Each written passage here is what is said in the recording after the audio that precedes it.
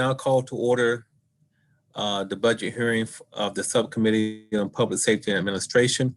My name is Delegate Keith E. Haynes, Chair of Public Safety and Administration Subcommittee on Appropriations.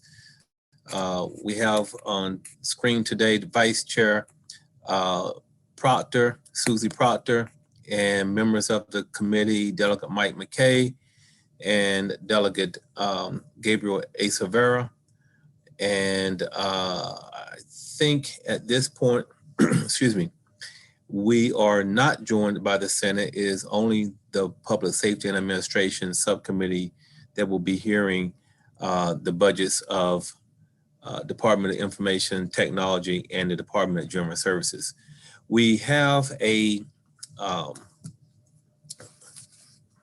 agenda which we're going to begin with the Department of Information Technology first. We do have the audit of the department, and I understand that we have Mr. Mark S. Hagenbach, CPA, Audit Manager of the Office of Legislative Audits, and Mr. R. Brendan Kofi, CPA, CISA, Information Systems Audit Manager for the Office of Legislative Audits. How are you this afternoon, gentlemen? Good afternoon. Very well. I hope you are too. Great. Good afternoon. We're going to go ahead and do the audit first.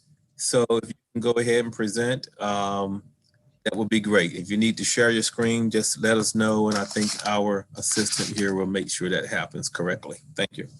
Okay, great. We have a presenter putting up the presentation, Janelle. I don't. Okay, does everyone see it now?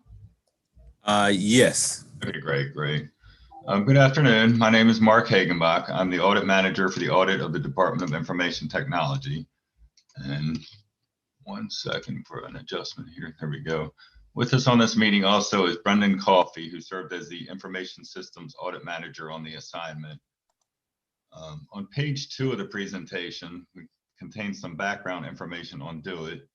DOIT is responsible for the state's IT policies, procedures, and standards, overseeing the major IT development projects referred to as MITDPs, which we will discuss further in findings 1 and 2, developing the statewide IT master plan, coordinating, purchasing, and managing technology and telecommunication services to state agencies. Our audit report covered the period July 1, 2015 through May 6, 2018. The report, dated May 1, 2020, contained 10 findings, 2 of which were repeated from our preceding audit report. Page 3 of the presentation summarizes the key findings that I will be discussing today. Our first 2 report findings relate to DOIT's role in monitoring MITDPs. Page 4 of the presentation begins with a background on major information technology development projects, or MITDPs. An IT project is considered an MITDP if it meets at least one of the following criteria: has an estimated total cost of at least $1 million, supports a critical business function associated with the public health, education, safety, or financial well-being of the citizens of Maryland, or otherwise the DOIT Secretary determines the project requires special attention. DOIT has critical roles and responsibilities in monitoring these projects. As of June 30th, 2018, there were 47 MITDPs with an estimated cost at completion of approximately $1.6 billion. DOIT has contracted with a vendor to hire oversight project managers, or OPMs, to provide project oversight services. It should be noted that DOIT retains the ultimate responsibility over OPMs as well as the oversight of the projects. Now, page 5 of the presentation starts with finding 1. We tested 4 projects that is shown in a chart on page 10 of the audit report that include the statewide personnel system, or SPS, for the Department of Budget and Management, the long-term support services tracking system for the Department of Health, the unemployment insurance modernization for the Department of Labor, and the shared human services platform for Maryland Think. It's called Maryland Think for the Department of Human Services. For those who may not be familiar with it, Maryland Think is a huge undertaking for the state It's a cloud-based platform for multiple state agencies, including the Department of Health and the Department of Human Services, to share and manage human service data. It's described in further detail in the DLS analysis. For finding 1, we reviewed DOIT's various monitoring procedures over the MITDPs. DOIT has implemented certain procedures in order to monitor these projects. However, as finding 1 points out, DOIT lacks sufficient documentation that have effectively monitored MITDPs and did not always accurately report estimated project costs. Our test disclosed that DOIT did not document its or the OPM's review and approval of the annual reports for any of the 4 tested projects. Now, agencies are required to submit annual progress reports on ITPRs, or Information Technology Project Request Forms. These forms are considered critical in project monitoring, as among other information, they include a summary of the project scope, the needs addressed, potential risks, possible alternatives, and estimated costs to complete. We noted discrepancies and omissions in these reports, which led us to conclude that the review appeared deficient. For example, for the Maryland Think project, the estimated cost of completion had increased by over $141 million, or 81%, from the preceding year, but there was no explanation provided on the ITPR for the increase. Turn to page 6, please. Finding 1 also identified that DOIT did not require its vendor-supplied OPMs to document their review of the monthly project reports that are provided by the agencies. Our review found for 2 of the 4 tested projects, the monthly reports and related meeting minutes disclosed that actions to be taken to address identified risks were not always included in the reports or documented that they were discussed in the related meetings. Finally, finding 1 disclosed that DOIT did not properly report the estimated project costs for the Maryland Think and the unemployment insurance projects. Rather, DOIT understated the estimated cost of completion in their fiscal 2018 report for these 2 projects by over $64 million. Page 7 of the presentation shows finding 2. DOIT did not establish a process to independently evaluate the performance of the OPMs. And as I stated, the OPMs serve a vital component of DOIT's efforts to monitor the projects. The OPM's responsibilities include reviewing and assessing project documentation, communicating with all stakeholders, contributing to DOIT's related project reports, and attending pertinent meetings. However, DOIT did not conduct performance evaluations of these OPMs to ensure that they were properly performing their duties. Consequently, DOIT lacked assurance that the OPMs were effectively monitoring the projects. Finding 1 and 2 were repeat findings. In fact, finding 1 regarding the lack of sufficient documentation of project monitoring efforts has been commented in our 3 preceding audit reports. DOIT's written response, that is included as an appendix in the audit report, indicates several disagreements with our findings and recommendations. The core of the disagreement seemed to be the level of oversight that DOIT believes is their responsibility. For example, they responded that DOIT primarily relies on the agency involved in the project to provide financial data. As a result of this disagreement, OLA issued an auditor comment, which is also included in the audit report as an appendix. Our comment mentions that we continue to believe additional monitoring and verification efforts are warranted beyond those accepted by DOIT. In accordance with state law, these disagreements were addressed through subsequent correspondence between OLA and DOIT. In June of 2020, DOIT's written response to OLA stated that DOIT is presently engaged in a re-evaluation of its MITDP oversight processes. OLA was in receipt of that letter and advised DOIT that we will review the actions taken with respect to the audit recommendations during our next audit of DOIT. On page 8 of the presentation, we have some background on the statewide Communications Interoperability Program, or Maryland First. This is a statewide radio system for communications between state, county, and local entities used for day-to-day and emergency communications. DOIT is contracted with a vendor for design, implementation, maintenance, and operation of this system. The contract value as of February 2018 totaled $406 million. As of December 31st, 2018, 4 out of 5 geographical phases had been completed and work was in progress for the 5th and final phase. Findings 3 and 4, as shown on page 9 of the presentation, are related to DOIT's monitoring of the vendor responsible for Maryland First. In finding 3, DoIT did not ensure that the Maryland First vendor met certain contractual requirements related to radio coverage, nor did it ensure contract milestones regarding radio coverage testing were completed prior to payment. For this finding, we tested 2 payments totaling $3.9 million for completion of 2 separate coverage tests. We found that DoIT accepted testing results less than the rate required by the contract. In addition, DoIT could not document that it received and approved test plans as required. Further, DoIT did not document its approval to waive certain radio coverage that was required in the contract. And for finding 4, our report highlights 3 examples where DoIT did not adequately monitor the construction of a radio tower and ensure that payments were proper. For example, DoIT did not ensure that the vendor completed the required work in a timely and satisfactory manner prior to approving invoices for payment. On page 10 of the presentation, we turn to our Information Systems Security and Control findings, report findings number 5, 6, and 7. Certain security control deficiencies relating to the networks and computer resources under DoIT's responsibility were identified. For example, intrusion detection and prevention system coverage did not exist for a substantial amount of untrusted network traffic flowing into the DoIT internal network. In addition, DoIT, in conjunction with the Comptroller of Maryland and the Department of Budget and Management, did not ensure that personally identifiable information, or PII, for state's vendors stored in the state's financial management system was adequately restricted. The PII was accessible to thousands of state employees. Finding 9, which is shown on page 11 of the presentation, the Enterprise Technology Support Services Initiative was implemented in fiscal year 2015 to support day-to-day IT operations, including internet and statewide intranet, email, computer server operations, and file sharing for certain executive branch agencies. DoIT did not enter into formal agreements with participating agencies whose IT services it supported in order to clarify each agency's IT responsibilities and associated costs. On page 12 of the presentation, we show the other findings.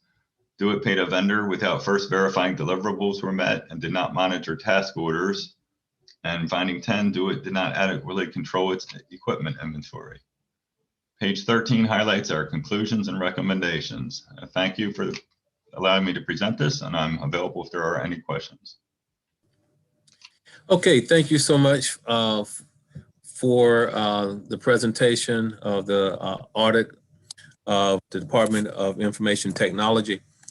I will now open it up to questions from members of the subcommittee. Do I see any questions? Okay, I actually have a few questions for you. I want to go back, and I don't have it exactly in front of me, so I'm going to have to go off my notes. I want to go back to repeat finding number 1, and I want to ensure that I heard correctly. And it looks like repeat finding number 1 has been through now 3 previous audit cycles as a repeat finding. Is that correct? Yes, that's correct. Okay, so that's auditing on a 2-year or 3-year cycle? 3. So about 9 years this has been a repeat finding, correct? Correct. Okay, and the other thing that I wanted to ask, rather, I remember when I was on serving on as vice chair of the Health and Human Services or Human Resources at that time, a subcommittee on appropriations, and we were dealing with, you may recall, the system called CHESI in HHR. Is Maryland think anything related to that particular project? I believe this will eventually completely replace CHESI. You can Right. check with DoIT on that. And okay, all right. this is supposed to integrate DHS and Department of Health services so that there's becoming like a one-stop shop for right. Okay, so and the other question I just had is just to make sure I understand correctly. I believe believe it was finding 5 that addressed the issue of security risk. And according to my notes, looks like in a nutshell, or for me to best put in vernacular terms, that finding addresses the issue of probably cybersecurity attacks or risk. Is that correct? Yeah, I'm gonna have to defer to Brendan Coffey, who was the Okay. audit manager for information systems on this one. Okay, thank you. Yes, Delegate, that particular finding is related to cybersecurity, yes. Okay, and can you just reiterate for me what the finding was? I just don't have it in front of me right this moment. Well, this particular one was related to a specific control called intrusion detection prevention, which is it provides scanning of traffic coming in from untrusted sources to make sure there's no attacks included in that traffic. And that was one of the controls we reviewed during the audit, and it was one of the few that we had a finding associated with. Okay, all right. Okay, thank you so much. I really appreciate your presentation of the audit. Are there any other questions from members of the subcommittee? Thank you so much for a thorough presentation. At this time, we will go to the Department of Information Technology, and we will begin in our regular fashion. We will hold, if there are any additional questions that will be posed to the department as relates to the audit findings.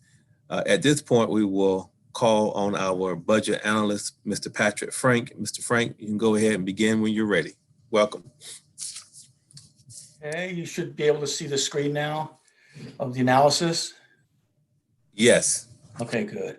All right, let's do it. I'm just going to go right into the analysis, go into cost containment right away.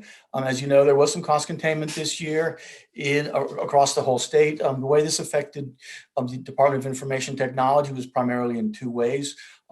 First of all, a number of general funds were reduced from some major IT projects, and also some funds for salaries were also reduced for this department.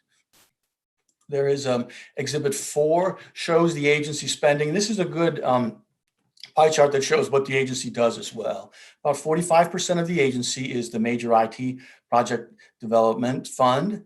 That's a lot of what was talked about in the audit earlier. 21% is for infrastructure. That's the Network Maryland, but it's also the shared services platform that the agencies use for their day-to-day operations. There's also a secretary's office, a chief of staff. They manage some of the IT projects and the department itself.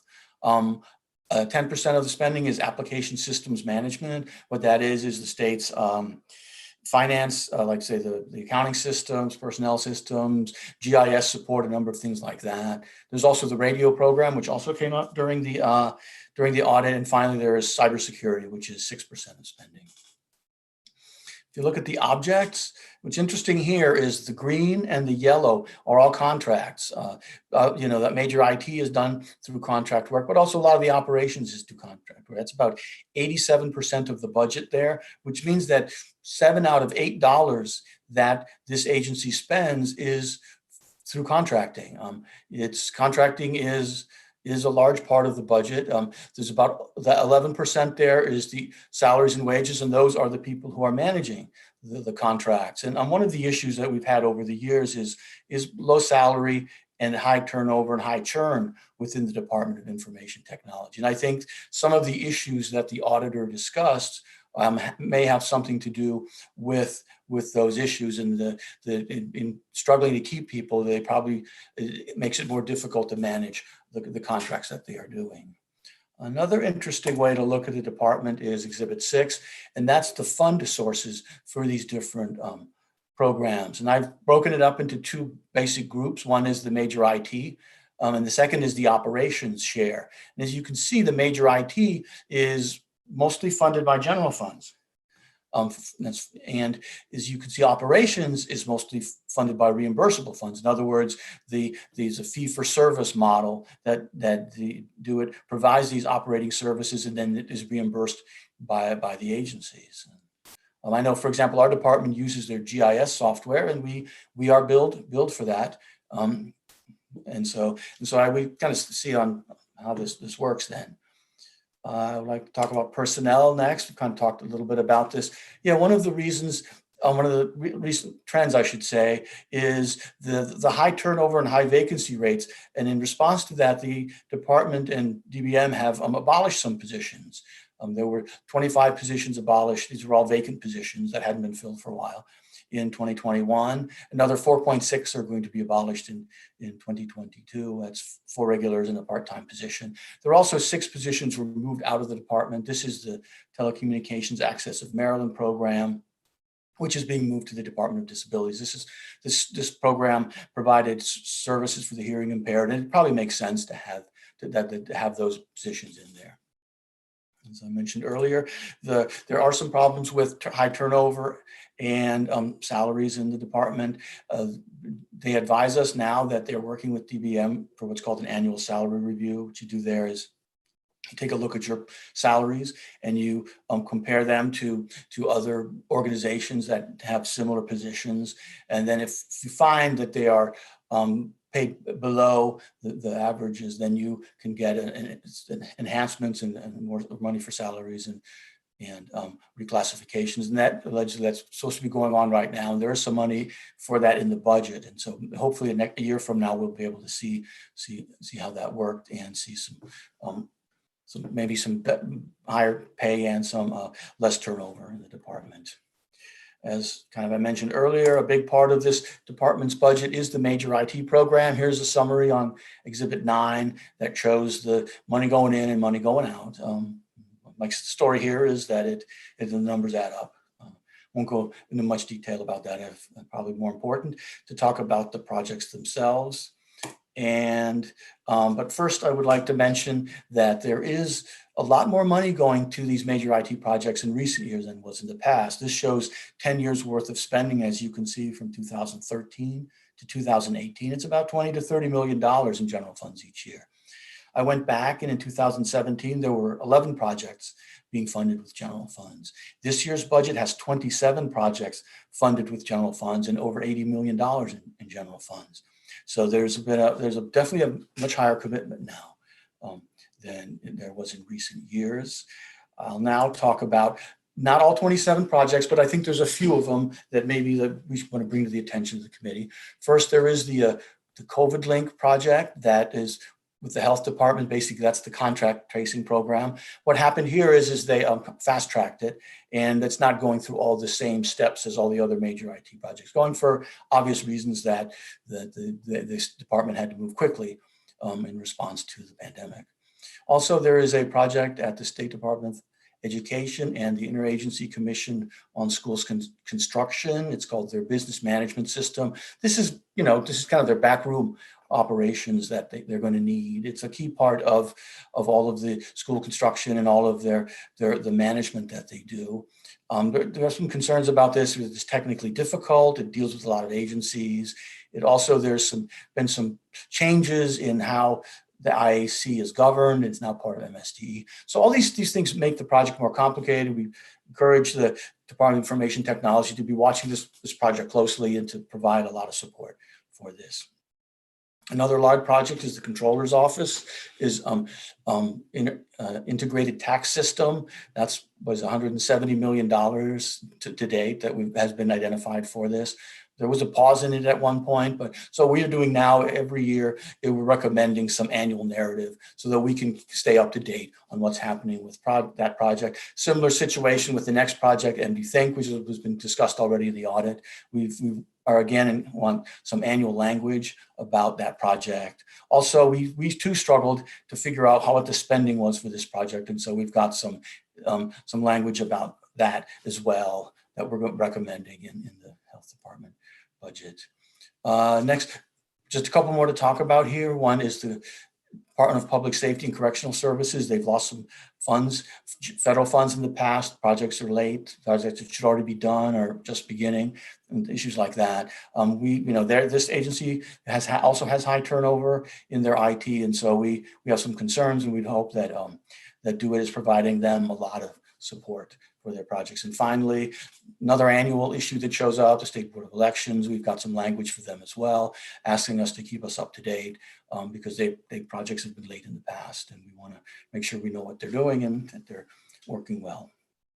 In the out years, these are the funds that we anticipate that have been identified so far. You know, next year is going to be a little bit over $100 million in general funds. That's what the green is. The orange is the other funds that will be used for the projects. Now, there is a dip in 2022 and 2024 and 2025. And we think that's because a lot of these projects are still too early for them to have identified all of the costs that are associated with them. So if you look at the past few years spending, we anticipate at least $70 million a year for the next few years. As these projects move along and then they understand more what the needs are and what the costs are. A few issues in this analysis. The first deals with the remote work. That's a trend that's been big in the last year, obviously. It was only 78 people were considered remote workers a year ago, and now it's over 5,000. And this is just the do-it share of the positions in the shared services. There's similar trends throughout the state going on with this. The second issue I want to mention, and this is kind of a key one, is cybersecurity. As every year, we have concerns about that the information is safe, that there's access to the information, and that there's data integrity within the data in the systems that the state has. This chart here shows some cybersecurity MFR indicators. What's interesting and a good trend is that the cyber awareness training program is really catching more people. It was only 72% in 2019 and is above 90% now. We expect those numbers should be very high because we want to make sure everybody's getting the training and that we understand that the staff working for state agencies understand the good cybersecurity habits and have them. Another nice thing that we get each year is audits. And what I do each year is review all the different audits to see what the cybersecurity findings are. As unfortunately, PII is always high on the list. There were 9 findings in 2020 about that. The rest of them I've broken into 2 groups. One is what I call inadequate personnel controls, and the other is the inadequate technical controls. For the personnel controls, that's things like administrative rights and in other words, does the person have more authority in the system than they need? Because that could create problems too. And to illustrate that, I will talk a little bit about the SolarWinds breach that was disclosed back in December. SolarWinds is a large company that develops software for all kinds of universities, state agencies, federal agencies, the Department of Defense, and things like that. And what happened is they identified a hack back in December. And what's especially interesting for us, although there's many complicated issues associated with it, is the chief executive has talked about this in an interview, and that is that one of the issues was that the administrative rights were ultimately excessive, in that once that they pretty much all the servers had administrative rights. So if you were able to get into one of those servers, then you pretty much were off to the races pretty quickly as to what you could be doing within all those systems. Now, since then, the CEO has said that they're revisiting that, and instead of giving all those people administrative rights, what they want to do is what's called least privileged access. So you only get the rights that you need, and nothing extra. And that's just an example of how if your rights are too loose, if somebody gets in, they can do much more than if people have much more limited rights. There are also some threats that is out there in the literature. One thing I noticed is a report that identified a few threats, and these are the kinds of things that they expect to be seeing more of over the next few years. One of them is that, like what the first bullet there is, outdated and siloed technology. I mean, I think a lot of our PII issues are the older technology that we're using. Also, we have a lot of separate systems that it's harder to manage the security there. It's not, you need to go to a lot of different places to fix stuff. And so that's just administratively difficult to do. So that's one issue we should be concerned about. Another is ransomware, but also now ransomware targeting remote workers, because we have more people, out there working instead of inside the firewall. And so that creates more opportunities for malicious actors. And finally, even though a lot of stuff is moving to the cloud, there is that point between your computer and the cloud where there could be some vulnerabilities. And those are some of the trends that I've been able to find moving forward. We recommend some narrative from the department to review cybersecurity, and that would be our only specific recommendation here. Now, there's about at least 20 pages of appendices, which I won't discuss, but all the 27 different projects are in the appendices. If you have any specific questions about them, you can. That's a place to go to review it. And also, that I'm happy to take any questions, and that concludes my remarks.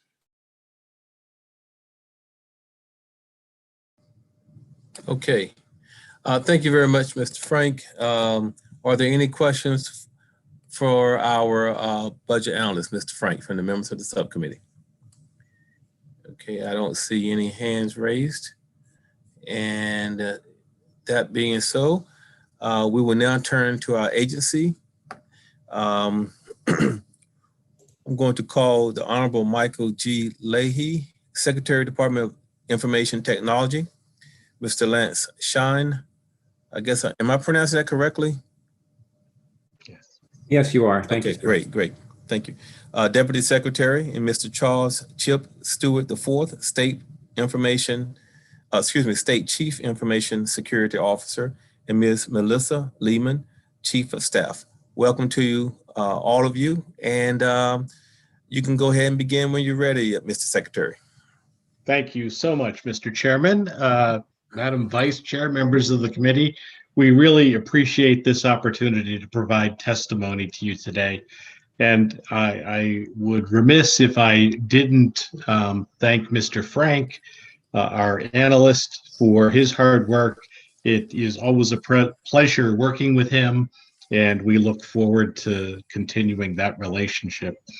I want to go through what I see as significant matters that the committee should be aware of from this past year, and then address a couple of the things that the auditors and Mr. Frank said, and then allow Mr. Stewart to talk about our security matters as they stand today and the responses we've had to the audit and the concerns Mr. Frank has raised. During the COVID-19 crisis, DoIT has been able to showcase its ability to save the state money, to keep the state IT infrastructure secure, and to roll out crucial technology solutions that focus on improving interactions between the citizens, businesses, and their government. And the ones I want to cover today are that, as mentioned, we created and maintain the COVID-19 websites for the state. We've had significant interaction through those websites. For example, in the past, the governor's website typically had 200 to 300 people potentially looking at the site at once. We've had instances during COVID where we had to buttress the system and had tens of thousands, almost to 100,000 people on the site at once. Significant change in capabilities. We've also developed the state-of-the-art contact tracing solution as part of the governor's roadmap to recovery. As Mr. Frank said, we've enabled telework and remote access for tens of thousands of state workers. And although the statistics he cites say that it's about half of state workers, the reality is the half that we aren't doing this with are the folks that work in the field, the people that are in the correctional facilities and the state highway administration, road crews, people like that. Over 90% of the folks that are office workers are working remotely under the systems we've put in place. We've also integrated crucial and time-sensitive applications into the one-stop portal in days, dealing with the ability to have grants and loan funds put out because of COVID. And that saved the state millions of dollars and months of time that would have otherwise been associated with building a new system. And finally, most recently, we've played a major role in setting up the communication systems for vaccine management, which have allowed over 35,000 calls a day to go out and be addressed. And as I said, many of the issues that were mentioned in the audit going back to 2008, we have been in constant communication with the auditors and with the committee, the Joint Audit Committee, and in fact, wrote to them in October of 2020, and again on December 14th, specifying how we have addressed the findings and how we will continue to work with the auditors to make certain that the course we are taking is compliant, as you said, having been the same finding arisen several times before 2018. I'm going to turn it over now to Mr. Stewart to talk about security. Very excited about the work he and his team have been doing, and then we'll be happy to answer any questions. Thanks so much. Thank you, Secretary Leahy. Mr. Chairman, go ahead. No, I was going to say, go right ahead. Welcome. Thank you. Good afternoon, Mr. Chairman, Madam Vice Chair, and members of the committee. For the record, my name is Chip Stewart. I'm the State Chief Information Security Officer.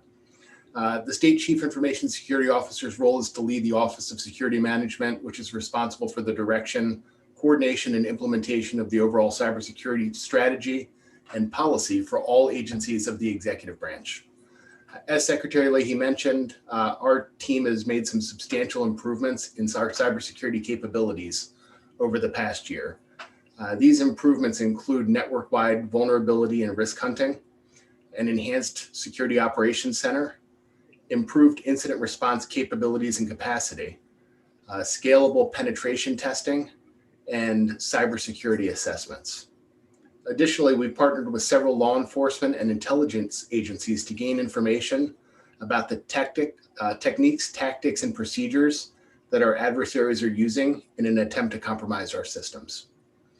Another one of our valuable initiatives is providing generally useful threat information to the Maryland Coordination and Analysis Center, which is Maryland's fusion center with Homeland Security.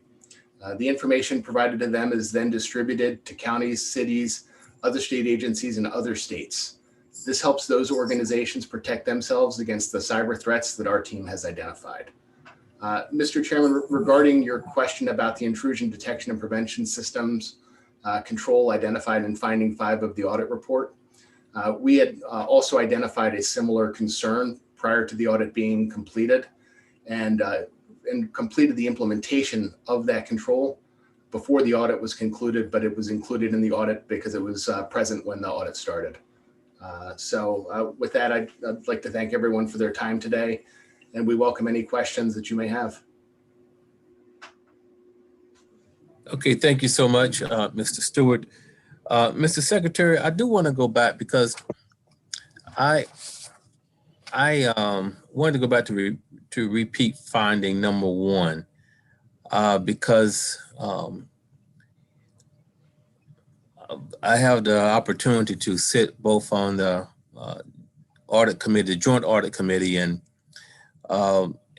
this particular subcommittee, and remember when we really started to look at the repeat findings from the various agencies several years ago. And so my big concern, as is with, I'm sure, the members of the subcommittees, is when we find or see repeat findings that the agencies are taking all initiatives to eliminate those particular findings. And most of those agencies have done a pretty good job not going beyond 1 cycle, and in some cases, maybe 2. This is an outlier in some regard, and I see it every audit of the Department of Office of Technology. So can you provide some insight on the steps and initiatives that your department has in place or will put in place such that repeat finding audit number 1 is no longer a repeat finding? Certainly, Mr. Chairman. And let me begin by saying I share your concern, as I'm certain any rational person would. When I came to the department in 2017 and became aware of these audit findings, the issues where we still have disagreements with the auditors ultimately come down to questions that Mr. Frank noted, that the system is still a federated system. And although we have oversight for these particular projects, we do have to rely on agencies to give us information in a timely way. And we have no way to sanction them if they choose not to give us transparency and full and complete information. So what we have done since then is threefold.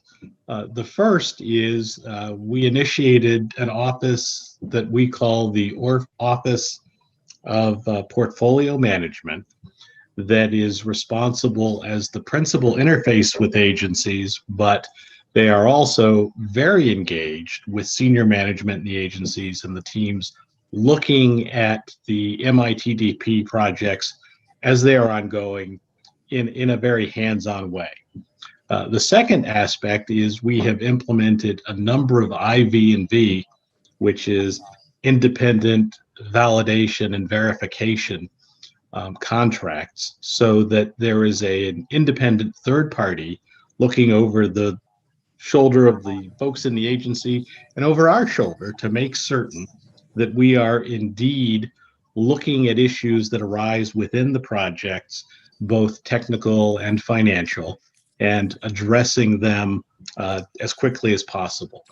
The third piece, which doesn't go specifically to the MITDPs, but I think does have an impact across all agencies. As Mr. Frank said, we have moved away from general funds for most of our services.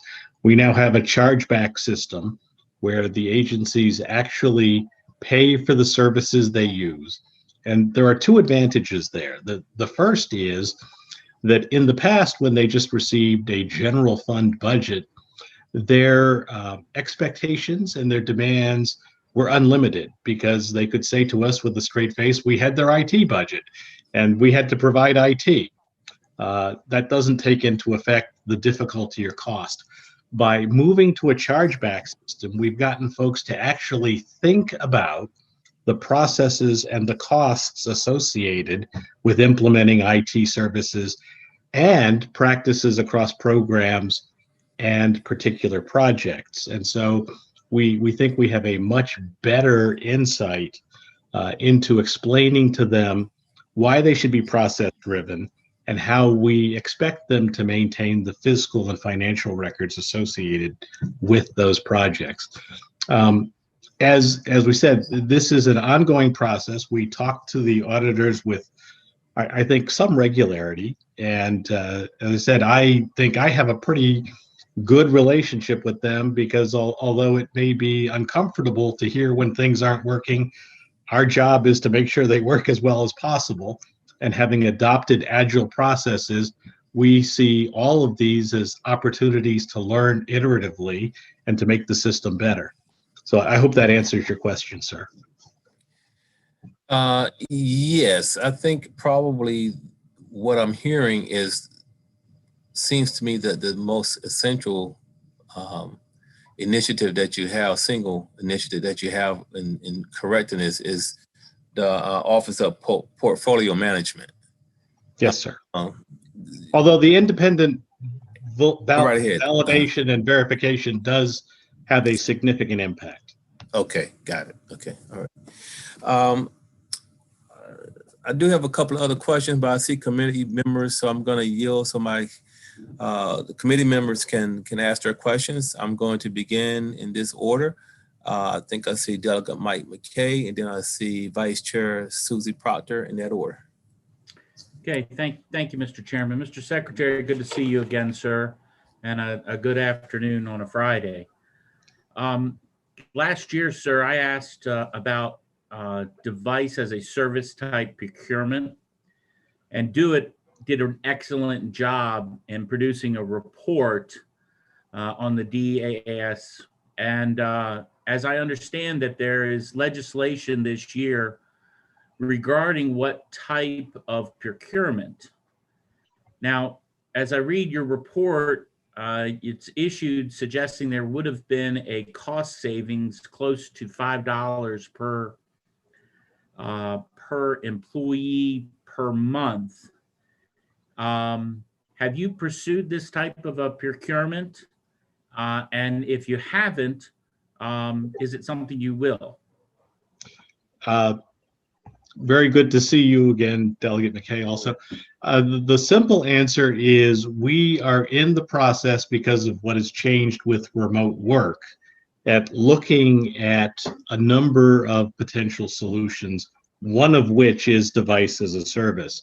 Okay. We have a pilot that is in procurement right now to talk about remote workspace and using particular services that we think fulfills this at a cost-effective rate. But depending on the outcome of that study, we will have more information on how we look to implement moving forward with device as a service. Okay. Mr. Chairman, I have one follow-up, if I may, sir. Go right ahead. Thank you, sir. Well, Mr. Secretary, on page 23 of the analysis, it did say that Stewart spent, I think it was $3.3 million on about 4,000 new laptops to support remote work. Mm-hmm. And it seems to me that if Stewart had had this type of a procurement in place, the vendor would have incurred the cost rather than the state. It may have been baked into the contract rate or onus to the pivot to the remote work, which would have been the vendor, and in this case, not the department. Would you care to comment on that? Well, you know, our experience thus far has been that because of remote work, a number of individuals that had worked in their offices and had desktops in place, was determined that they needed a remote device. Okay. And because of the immaturity, if you will, of the device as a service review, we not only didn't have access to those contracts, but because of everyone else in the country looking for devices, there weren't devices available under device as a service contracts at the time. So the reality is many of the devices that we purchased were in the queue for refreshment within the system. And even if we move to these other contracts over time, we still have many devices that are effectively at end of life and would have needed additional devices no matter what. So the reality is we don't know with certainty that we would have saved those funds. That is an estimate based on a number of assumptions that we couldn't have made with regard to the pandemic. And again, as I said, with the things we're looking at today, we are presuming that we will maintain a remote workforce and have the need to switch out devices on a regular basis rather than on an emergency basis. Well, it seems that you've gotten an open mind to these devices service type procurements. Absolutely. That, and keep on shining the light on it. Thank you, Mr. Chairman. Appreciate the opportunity to ask the Secretary these couple questions. Thank you, sir. Okay, Vice Chair Proctor. Thank you, Mr. Chair. Good afternoon, Mr. Secretary. I have a quick question. You have indicated that there is no way for you to hold agencies accountable. I apologize. You indicated that you have no way to hold agencies accountable for not providing you with the information that you need. But do you have a report documenting which agencies failed to respond and times that they were, how many requests they had received, Sure. so forth? Do you have that information that's available to us? Delegate Proctor, we have not aggregated that information into a single report. As I said, anecdotally, there are some agencies that I believe have not provided us information that would argue vehemently to the contrary. So a great deal of our discussion with these agencies is the attempt we make to clarify what it is we're looking for and why we believe the information they sent us wasn't responsive to our requests. So I don't want to give the impression that they are being recalcitrant necessarily, but rather this process over time is improving, and we really didn't see a specific need to create an aggregate because we're dealing with each of these agencies independently. But to the extent you'd like that sort of information, I'll be happy to get a report together for you. Are you also indicating that there's a breakdown in communication? Some of them don't give you what you need because somehow they don't know what you're asking for, so they send something different than what you request? I would say that is too strong a statement. It is rather a question of degree, that they may give us a single aggregate number, and we've asked for how they've broken that down into subcategories. We may have concerns about a particular aspect of a project because of the resources that they originally said they would need, and they have determined they need additional resources. As Mr. Frank said, in a number of projects, at the beginning, their costs are estimates, and their requirements in terms of agile teams, as most of these are being built now, have expanded because they discovered that what they were undertaking was more complex than what they initially thought. And it's getting to those answers that we want them to specifically help us understand what it is that's changed, where we typically have to go back and forth. Thank you very much. Thank you, Madam Vice Chair. I think, Mr. Secretary, what is sort of the elephant in the room is we get audit reports on every agency. Yes. And we sort of sit in a unique situation because we also hear just about every agency in the subcommittee. Not all of them, but pretty much all of them in departments. And we're a little perplexed because we're not hearing the discrepancy from the agencies, but we're hearing it from the audits from Do It. Mm-hmm. So it's a vicious cycle, and I'm not gonna, don't take this the wrong way. Sure. I'm just gonna put it in sort of layman's terms. It seems to be a vicious cycle where the buck keeps getting passed back and forth on a disagreement or misunderstanding of who's responsible for what. And so from our perspective, I think we're seeing it that way, but it's not getting resolved in any cycle. I mean, at least over 9 years. And I know you've come on board since 2017. So I wonder if we can, I think what think the vice chair is sort of moving this direction with her question, is we really just want to find out as well where the discrepancy is and with whom, which agency, because at this point I don't think we know that, and maybe the auditors can provide that information, but I don't think that we have that in front of us. And from our perspective, we can't even address it because we don't even know who's the other player on the other side. I understand, Mr. Chairman. Yeah. May I respond? Sure, absolutely.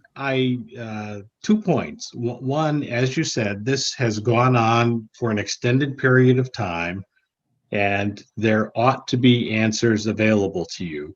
The difficulty we face is this is a 2018 audit that I became aware of, within a year of getting there. And I think we have made great strides. And so to that extent, I would like to have comment from the auditors, not today, but in the future, as to what cooperation they believe they've seen from us to address these issues. Because as I said in my comments, I think we have made great strides in implementing their recommendations and their finding corrections. And second, if there are things that are still outstanding where we have disagreement, whether the discussions we have had about those disagreements have been viewed as constructive on their part, because as I said, we are turning the battleship, if you will, turning the state IT operations from siloed operations in each independent entity thinking they know their business completely and what tools they should use, into an enterprise where we would hope ultimately they will view us as business partners that contribute to their capability to do their particular mission better. Melissa? If I could just add to that, Chairman Hayes, since this audit report was published back in May, we have tightened our procedures to rectify finding one. We have implemented policies and procedures to tighten the oversight that we provide. And we actually met with OLA, Mark was one of them, in October to go over the policies and procedures that we have put in place to make sure that we are rectifying the findings and we do not have this repeat finding again. So I just wanted to make sure that that was known. Thank you. Oh, thank you so much. I just want to briefly touch on two other things, and that is under finding 9, looks like there were some agreements that weren't in place. And my question is, have those agreements been executed at this point since the audit, or where are we with finding number 9 and also the payment issues with number 8? With regard to the MOUs with agencies, because we have moved to a chargeback model, we have very specific agreements with agencies about what services they're procuring and how they're going to use them and what our responsibilities under those agreements are. With regard to the payment issue, I'm sorry, what was finding 8? Finding 8, I believe, if my notes are correct, I just don't have the audit in front of me, but it has to deal with, I think, with payment or with insufficient documentation. Do we have, let me just move over to our auditors. Do we have our auditor here online? Yes, finding 8 was the Network Maryland payments. Did not adequately monitor task order payments and obtain support for related invoices. Okay, thank you so much, Mr. Hagenberg. Certainly, yes, Delegate. As Ms. Lehman stated, we have tightened up a number of processes to make certain that the contract managers are responsible for undertaking all of the contract terms And if they are not to be met, to elevating that to my office so that we understand what the ramifications could be and negotiate more directly with the vendors to make certain they fulfill their responsibilities before we pay them. Okay. All right. Thank you so much. I don't see any other questions from any members of the subcommittee. I think that concludes our hearing for the Department of Information Technology. So everyone have a great weekend and thank you so much. Thank you so much, Mr. Chairman. Good to Thank you see very you. much. If the subcommittee member would now turn to our final agency budget hearings for today, and I think of this session, actually, of this subcommittee. If you would turn to Department of General Services.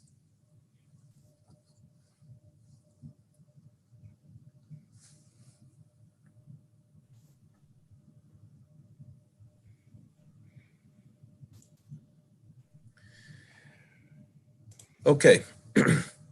We have Mr. Patrick Frank, our budget analyst, who will provide our analysis for today. Mr. Frank, go ahead and begin when you're ready. Okay, you should be seeing the DGS budget analysis now on your screens. And okay, once again, I'll go right into the issues in the budget itself. I'll start again with cost containment. And the cost containment for DGS is in a couple of areas. The largest was the critical maintenance, where $500,000 was reduced from their budget. Also, 7 positions in the state, the Office of State Procurement were abolished as well in this agency.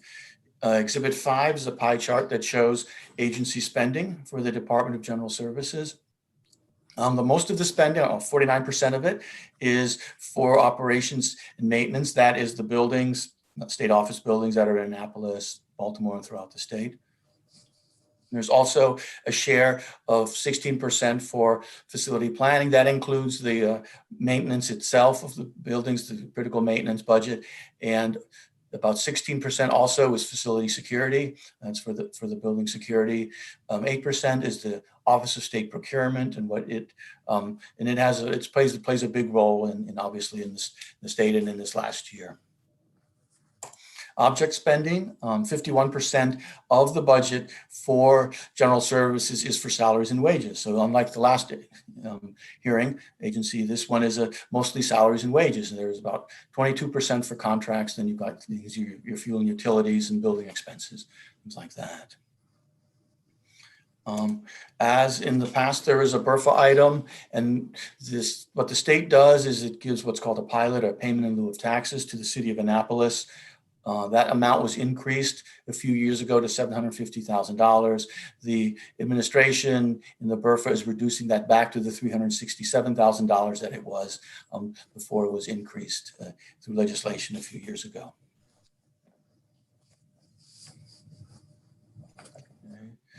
Let's see. Yes, in the personnel, there are 7 new positions, but these really aren't new positions. Those are they're giving back, and the DBM has put back the 7 positions that were cut in cost containment, and now they're back in the budget for the State Office of State Procurement. There are 3 issues that I'll be discussing today in general services. The first has to do with procurements, and we'll start with discussion with procurements. It's what is the state's response to the pandemic.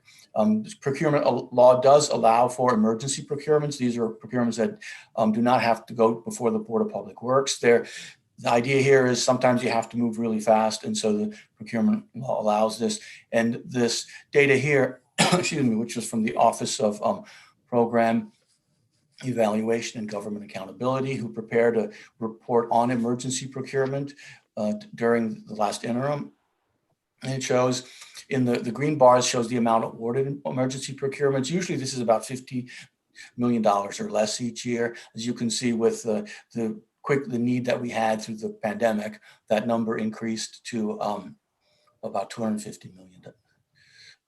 $1.3 billion almost. Also, what I'd like to say is that most of those were for health-related items, and Exhibit 9 kind of shows a breakdown of what was procured in these emergency procurements. Lots of things were, as you might have guessed, masks, and also in the multiple procurements, that's things like masks again, hand sanitizers and gowns, stuff like that. And so there really was a lot of the huge need all of a sudden for all these items. One of the issues was that the notification on this was more slow probably than is ideal. This Exhibit 10 here shows, excuse me, shows how many of these procurements there were each month and how long it took for notification to the Board of Public Works. Also, what happened is some of the procurements were canceled or withdrawn, which happens sometimes when you have to move very quickly. And now that's the kind of the first part of the procurement review. As I said earlier, OPEGA, the Office of Program Evaluation and Government Accountability, they did a report on emergency procurement. I think that the point of that report is to kind of take a look at and see how is it working, and how can we make this better? And I think the way to understand emergency procurements is like, this is an old adage, I think, it started, I think, in Hollywood at the beginning of when they started making movies. I think it's apt. And that is, they used to say, like, you can have it cheap, you can have it good, or you can have it fast, pick any two.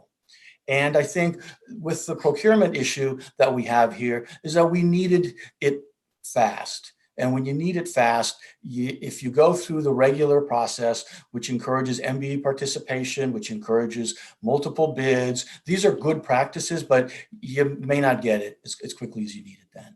And so that's why the emergency procurements were used.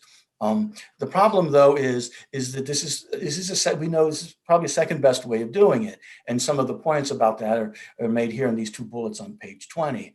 First of all, the emergency procurements have a very high share of sole source procurement. So there's less competition, and we try to encourage competition in order to get the best price. A second issue, and that's kind of the cheap part of all of this.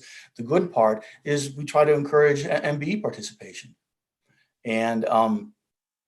And that is much lower for these emergency procurements. And so, unfortunately, when you do the emergency procurements, you don't always get the best deal and the kind of competition and the kind of MBE that you're hoping for.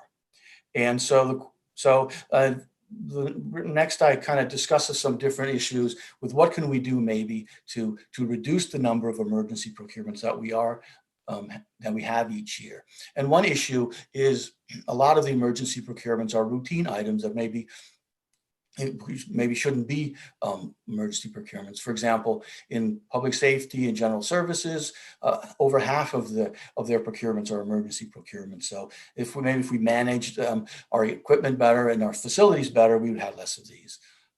Another idea from the report is to have the chief procurement officer review the emergency procurements and to give some more oversight of them. There's also the idea of the expedited procurement. And what this is a process in which it's not quite as fast as the emergency procurement, but it allows for an initial review of an item by the Board of Public Works, and then you can go out and get it. This is used for port and airport. This would be another tool in the toolbox to use in order to reduce emergency procurements. And I guess a final point on this would be maybe improve preventive maintenance. That if we were a little bit better at knowing what's out there and then taking care of it in time, there would be less of these emergency procurements. And so those are kind of the key points I think we got from the study of our performance evaluation group. A second issue has to do with state office needs. As you saw saw a chart earlier in the last hearing, this has exploded in the last year. And eventually the pandemic will be over and people are probably going to go back and there'll be more people working in offices again. But it seems unlikely that it'll go back to where it was in January of 2020, when 1% or less of people worked remotely And so the question is, where will we end up after the pandemic? And it's time for DGS to start looking at this issue, talking to agencies about it, and gathering information about what long-term office needs are going to be. There, I would imagine there'd be some downsizing, but at this point, there's just a lot of anecdotal evidence and stories and people I talk to and things, but that don't really provide a very complete picture. And so we'd like more information about that. So we're recommending some narrative to review this issue for determine what the long-term needs are. And the final issue that I'm going to talk about is the maintenance issue. This is an annual issue. Excuse me. I mean, there is some, there is now a building assessment unit that's a few years old, and they started assessing projects. And there was we saw a little bump in the number of projects that are out there now, and that's not a problem. That's actually a positive thing. It means they're finding stuff. If we have a larger list now of items that need to be fixed, it's not that the items didn't need to be fixed before they were on the list. It's just that we didn't know about them. And so we're seeing some increases in the number of items that need to be fixed. Also, they're working on improving their software to integrate it so that the maintenance software is predictive, and they know it's time for the useful life is coming to an end. Let's take a look at it and see how much more will we get out of this boiler or some other piece of equipment. And so those kinds of issues need to be addressed, and then they're making some progress there. The last exhibit I'm going to show you is exhibit 14. It's the facilities maintenance indicators. These are the MFR indicators. And you can see there that there's been kind of a bump, especially in 2019 with the number of emergency items and stuff like that. And what we expect, hopefully, is that with this program, we'll be able to manage that better. As I said, there's a recommendation at the end of this, and that has to do with state office space and getting a sense of what that is. There are a number of typical appendices in this analysis. I won't discuss them, but I'll end my remarks here and take questions. Okay, thank you so much, Mr. Frank. Are there any questions for our budget analyst at this point? Okay, hearing and seeing none. We will now go to our agency representative. We have the Honorable Ellington E. Churchill, Secretary of DGS, Mr. Nelson Reichert, Deputy Secretary, Mr. Bob Gleason, Chief Procurement Officer, Mr. Mike Halfley, Deputy Chief Procurement Officer, Ms. Lauren Buckler, Assistant Secretary of Design, Construction, and Energy. We also have on the schedule public testimony of as well, which we will follow after the agency representatives have responded. At this time, Mr. Secretary, good to see you again, you and your team. Welcome, and you can begin your response when you're ready. Well, thank you, Chairman Haynes, and good afternoon to the committee, including Vice Chair Proctor and the members of this Public Safety and Administration Committee. It is good to be back in front of you. For the record, I am Ellington Churchill, Secretary for the Maryland Department of General Services. And as you've already indicated, we have our Deputy Secretary, Nelson Reichert, our Deputy CPO, Mike Halfley, and our Assistant Secretary for Design, Construction, and Energy, Lauren Buckler. Unfortunately, Robert Gleason was unable to join us today due to illness. I do want to thank you for the opportunity to appear before you today as your last department regarding our operating budget. I would like to thank Mr. Frank for his analysis of our FY22 operating budget request. And we appreciate Patrick's hard work and understanding of our agency. General Services is known for our expertise in real estate, construction, procurement, and management of state facilities, including our government campuses and the district courthouses across our state. In addition, we oversee the State Energy Database, which is the largest and most robust of its kind, which helps all state agencies manage their utilities cost and energy usage. A recent example that's an excellent example of our work can be seen in the newly completed Lawyers Mall, which highlights the expertise of 4 of our divisions, including the offices of Design, Construction, and Energy, facilities management, state procurement, and the Maryland Capitol Police.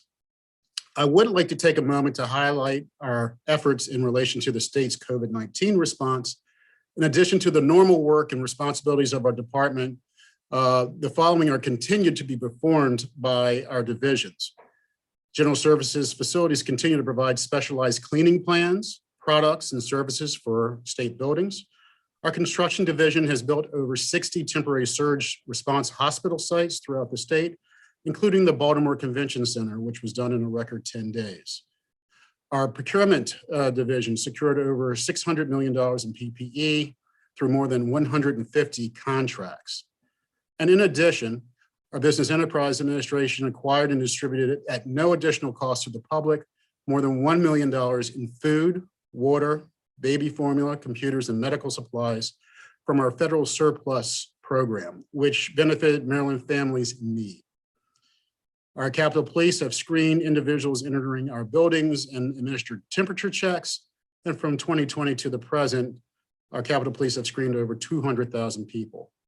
And then finally, our Office of Real Estate has negotiated leases for temporary medical facilities and for our testing and vaccination sites. In all, General Services works diligently and proudly to maximize its stewardship of Maryland resources and to allow our state government to function efficiently and effectively and in a safe and secure environment.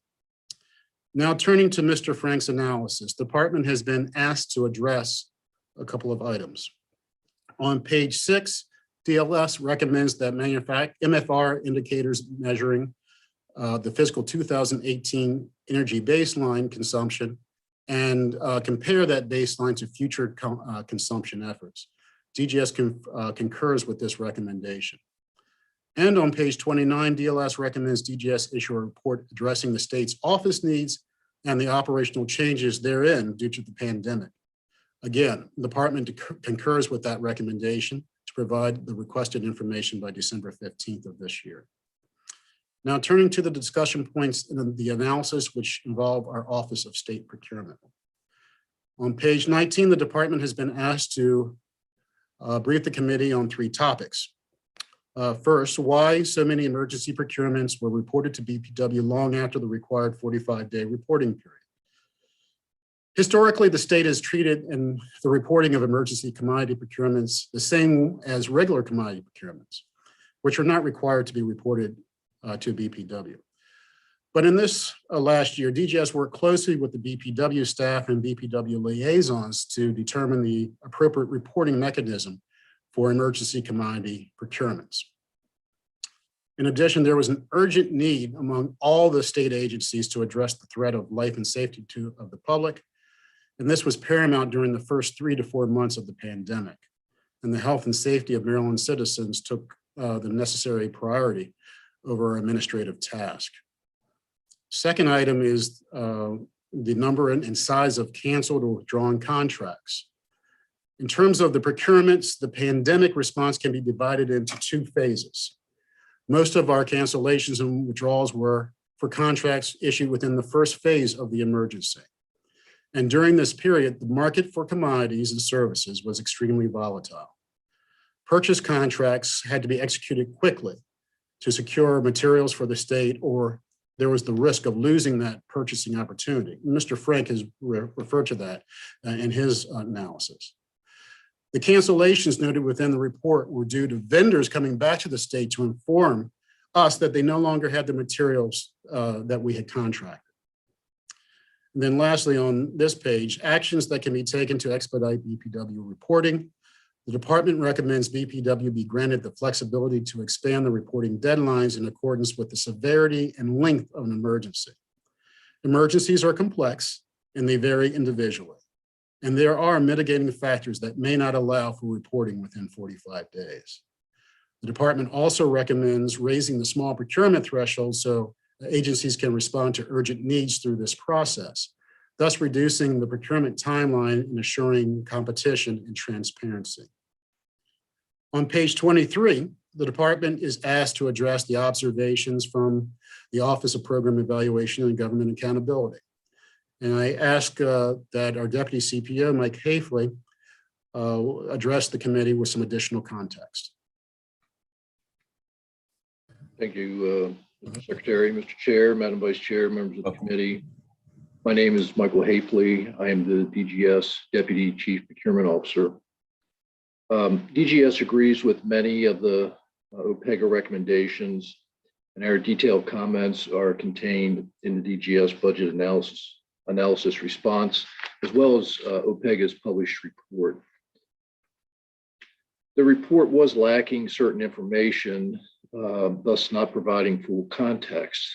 For example, the average annual value of reported emergencies in the OPEGA report reflects approximately 0.00625% of the annual statewide spend of $8 billion. Our recommendation requires, one recommendation requires the posting of an award notice for an emergency procurement on EMA as soon as practicable and within 30 calendar days. It also requires DGS to report the emergency procurement to the Board of Public Works within 15 calendar days, which is unrealistic and provides no benefit. The focus in an emergency is and should be on the mitigation first. Another recommendation requires the CPO to review and approve all emergency procurements within 48 hours, which may delay contract execution.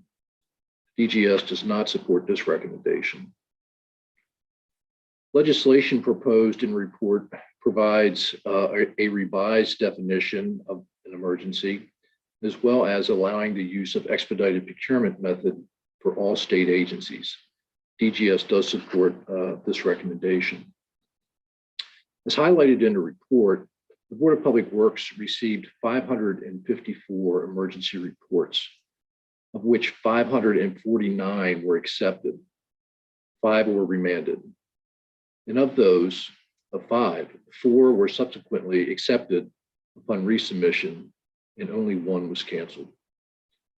Again, a complete review of the DGS response to the OPEGA report is in the published report. And with that, I'll hand it back to Secretary Churchill. Thank you. And Chairman Haynes, that concludes our remarks, and we stand ready to answer any questions that the committee may have at this time. Okay, certainly, Mr. Secretary, thank you for your response. We have a question from Delegate Mike McKay. Go right ahead, sir. Thank you, Mr. Chairman. Good to see you, Secretary Churchill, as always. And you. Sir, EPC on page 6 of the Analyst, exhibit number 3, looks like we've hit a plateau at 20. I'll wait until you get there. I'm sorry, sir. Okay. It looks like we've hit a plateau at 27 current energy performance contracts, but that we're going to go on and bring 2 more in current fiscal year and then another in 2022. My understanding is that you've not been issued, have not issued an RFP for the EPC in the current fiscal year. So can you help explain how we're going to go from 27 to 22 active in 2021? And a second question would be, what are the 2 projects DGS thinks that may have under contract before the end of fiscal year and the following fiscal year? Thank you, Delegate McKay. It's good to see you as well. And our Department of Energy is doing great work, but I want to ask our Assistant Secretary, Lauren Buckler, where energy resides. She can best answer your question on the energy and EPC program. Thank you. Thank you, sir. Good afternoon, members of the committee. For the record, Lauren Buckler, Assistant Secretary for Design, Construction, and Energy. You're correct. It kind of looks like a plateau. And part of that is a lot of the easy ones, the big ones, were done in one giant chunk, which is great. The state got the benefit of those energy savings. We're looking at some of the trickier ones that got passed over the first time. I can get back to you with a list of what we're looking at. I know we're in talks with a couple different agencies about possibilities. The other thing that we have started looking at from the energy front is what else is left We have a MOU with College Park to use graduate students to audit state buildings with the goal of 1 million square feet a year of audits. COVID set us back a little bit with getting these students into the buildings, but they have ramped up and they have gone through a significant square footage of state facilities so far to find what's left that we can do as small individual projects, maybe not as EPCs, but as projects to continue reducing energy for the state. And I can get you a list of that as a follow-up too. Well, if you would give it to the whole committee as a whole, that would be wonderful. Mr. Chairman, may I have just another bite at the apple, sir? Go right ahead. Thank you, sir. On page 7 of the Analyst, it says that sub-metering is possible improvement to make state buildings more energy efficient by providing the data necessary to create a baseline.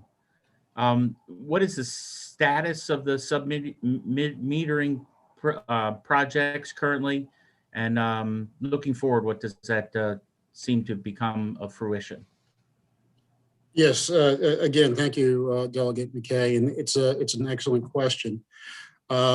Just for reference, we operate off of master metered campuses. The Annapolis campus is one of those campuses. So all utilities come out of our central plant at 29 St. John. So one of the things that the department has pushed for is the individual metering of buildings. You cannot know what a building is doing if you are not measuring it at that intake. You don't have that data. So we just engaged in a series of contracts to hire contractors to install those meters. And I believe those are going to be, those projects are going to start in earnest this year. And I would refer back to Lauren, and she can actually confirm that information. That is correct, Mr. Secretary. So we have put in place a master contract to do sub-metering. And then from that master contract, we have awarded one task order at this point. And that task order is for the Annapolis complex. So we have started that. Actually, yesterday, the Director of Energy was on site in the central plant with that metering company, looking at dividing out those utilities. So we have a plan in place for how to divide the utilities for the Annapolis buildings. And then this metering company is starting to do that division. Excellent. Thank you again. Thank you on a Friday for some good information. Okay. Okay, I thought I saw Vice Chair Proctor's hand. Did you have another question? Yeah, I do. I thought I did have it. I do have a question. Yes, go right ahead. Okay, well, first, I guess I just have a statement. When I hear so many concerns about buildings and other issues in the state, in Annapolis and in other places, it's just very disheartening to know that from that 750,000, you've been cut to 367,000. So that's disheartening when I think about all of the projects that I'm hearing should be done. I guess I'd like to know, what is the definition of an emergency? Who or what department sanctions it and says, yes, this is an emergency? And which departments are having repeat emergencies? I mean, when you look at the fact that there's no competition when there's an emergency, and the MBA goals sort of go out the window when you have an emergency, I think that would be very good information to have. Okay, thank you, Vice Chair Proctor, for that question. I'll start the answer and then I'm going to pass it to our Deputy CPO on the technical definitions of an emergency. First, I would note that in the report, there are emergencies that are under the category of facilities, and then there are service emergencies. For facilities emergencies, of course, we do have some state contracts that are in place that we can pull from that have MBE participation attached to it. But it really is based on the nature of the emergency. And when you're dealing, at least with our portfolio, where the average building age is 60 years old with the State House, 54 if you take away the State House. Of course, we have very large challenges, but our construction department is trying to work very smartly and has tried to demonstrate that over the last 4 years to make the best use of the dollars that are provided to us. And now, as for the definition of the emergency and the rest of your question, I'm going to ask Mike Hafley to give you a response. Thank you for the question. Typically, an emergency is any event or occasion, situation that threatens the life, health, and safety of a citizen. Beyond that, some of the other points you talked about, according to the APEGA report, most of the emergencies come from public safety first, general services second. And the majority of those revolve around, facilities.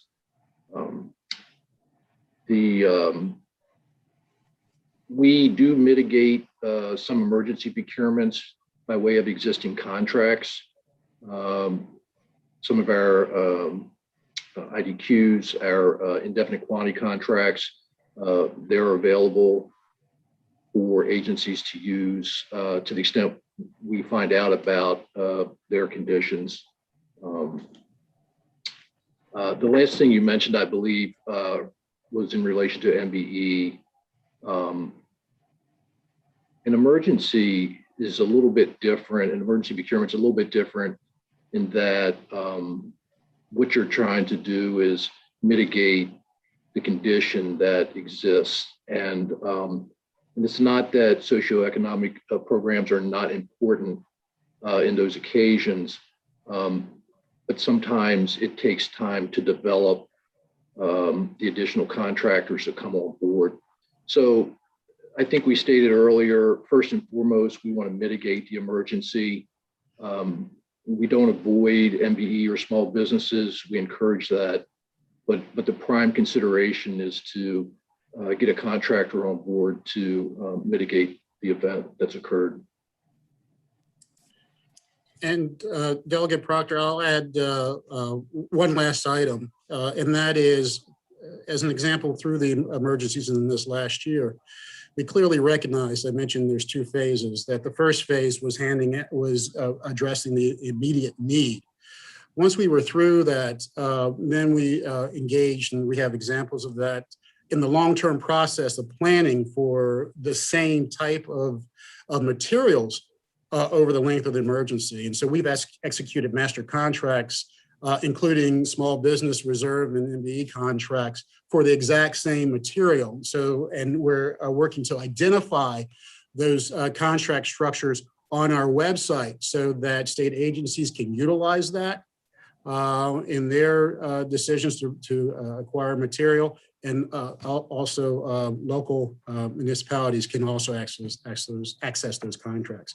And then the last thing, very quickly, emergencies in terms of facilities. Many of the emergencies that were initiated were actually on our facilities planning list, which I'm sure Ms. Buckler would have said to you, and that just the time frame ran out in terms of the overall procurement to get that into place, and they became emergencies. So some emergencies were actually planned into our normal operation to be addressed. Thank you. Thank you very much. Okay, are there any further questions from the members of the subcommittee? Mr. Secretary, I do have a big concern that I want to address, and I don't know whether we can get it resolved or addressed in this hearing, so you may have to provide some additional information. And it really goes to the issue of minority business MBE requirements as it relates to emergency contracts, and just in general with procurement. As we know, many of our small businesses in the state are really the thrust and driver of our economy. Not so much the Fortune 600 or 700 or 500 companies, but it's really the small businesses that really drive Marylanders, the economy of Marylanders. And a large segment of that economy is made up of our small businesses, which are owned by minorities, women, and designated small businesses operations, rather. We've always sort of pushed this issue of how we can get capacity to our smaller businesses so that they are in a position to compete equitably with procurement. And I think we've had some discussions about this in the past as well. But I think really the issue sort of came full circle when we looked at a number of agencies, including DGS, of emergency contracts that were let during the COVID-19 pandemic. And I guess one of the things that we all understand that emergencies are emergencies, and you have to get what you can get from who you can get it from. But at the same token, I think we have an expectation that during the course of emergencies, that all efforts of minority business participation doesn't go out the window. So what I would like you to do is to really provide some additional updated information on of the $1.3 billion that was awarded back in for COVID-19. What percentage of those contracts awarded fell within the category of a small minority business, women-owned business, and how can we, moving forward, ensure an increase in participation by doing outreach, whatever is necessary to get those qualified companies with the capacity to be able to compete with, or I shouldn't necessarily say compete, but be able to provide to the state services and products during the course of an emergency. Yes, thank you, Chairman Haynes. And you and I have had conversations about this topic before. Yes, we will have to come back to you concerning the data that you're asking for. I will say that, and we've had conversations in committee concerning this. It is a priority for this department, and we do have leaders that are telling us that we're moving in the right direction. In terms of small business, of course, the governor has issued an executive order addressing small business. And that's one of the first things is to just designate that under a certain threshold, the procurements automatically will go to a small, to SBR. Which is, I think, will be of great benefit to the state in future years. We have outreach programs that are ongoing, and we try to, of course, make the opportunities known. Because if you don't know about an opportunity, you don't have a chance at getting that opportunity. And then finally, I will just say, we are now looking at 8 categories of contracts. The department does quite well. As well as other departments in certain areas. Construction and A&E, as an example, in 2020, we had 45% MBE participation. And so that's a credit, and that has bolstered other areas that are typically challenged in terms of addressing that. And so we have to work smarter at addressing contracts to be able to reach down and get the results that we're looking at, especially in commodities. The state has more purchase in commodities than construction, but yet commodities contracts are the most challenged in terms of trying to come up with ways and structures to be able to reach out into the small business community and minority community. But I have, and I'll leave it there. There's some promising information when we start to drill down on a monthly basis. A year ago, when I look at the information, I believe we hit 20% in a given month a couple of times. In this last year, or in this current fiscal year, we have months, several months, 4 months that are over 25% MBE participation on our contracts. And two of those months are 29%. But it gets absorbed by the months that we just have a dismal showing. So I think that information will be coming out next year. But we are dedicated to really trying to solve this and work with our other agencies to address the need.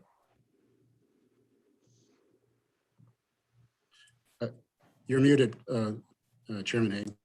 We are. Yeah. Thank you.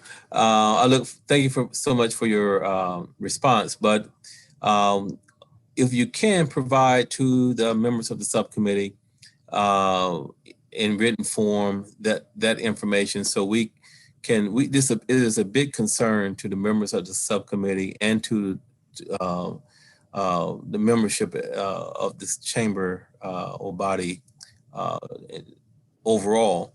And so this is just a great opportunity where we can look at how we can build a capacity with our smaller industries or businesses so they can do business with the state and provide, for their families and increase jobs.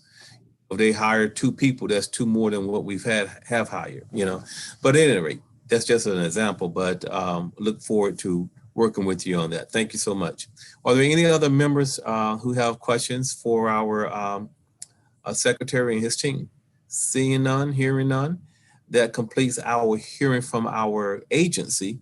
We do have an individual who has signed up for public testimony, and I'm going to now call on Mr. Anthony Santos with ASME, Maryland.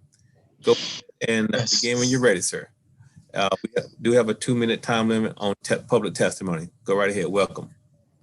Thank you. Thank you, ladies and gentlemen, for the opportunity to testify today. My name is Anthony Santos, and I'm a security officer within DGS and a member of ASME Local 1803. I've been working at DGS for 9 years now, and I'm proud of my fellow security officers and police officers that provide on behalf of Maryland. But while we work side by side every day, the iniquities between us are beyond significant. When the coronavirus pandemic hit, security officers did the vast majority of the screening of the public and other state employees.